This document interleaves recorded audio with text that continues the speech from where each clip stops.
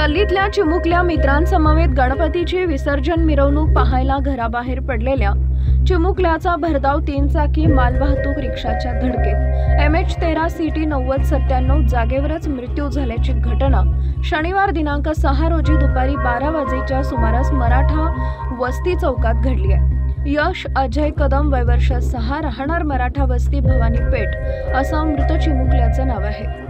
गणेश विसर्जनाची शाळेला सुट्टी असल्याने यश घरीच होता।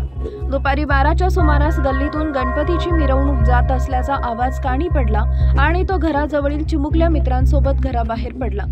रस्ता ओलांडताना पाण्याचं जार घेऊन निघालेल्या 3 चाकी रिक्षानं यशला जोरात धडक दिली। अपघातानंतर त्याला रिक्षानं फरफटत नेले।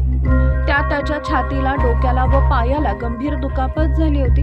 तातडीनं त्याला दवाखान्यात हलवले, पण त्यापूर्वीच त्याचा मृत्यू झाला होता। त्यानंतर मृत यशची आई आरती कदम यांनी जोडभावी पेठ पोलिसात फिर्याद दिली आहे। त्यावरून रिक्षा चालकाविरोधात गुन्हा दाखल झाला आहे।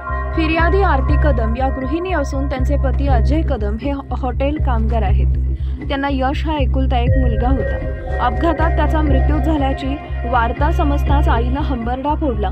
या प्रकरणी पोलिसांनी रिक्षा चालक दिलीप राजाराम बाबर वय वर्ष 52 राहणार होमकर नगर भवानी पेठ याला अटक केली आहे।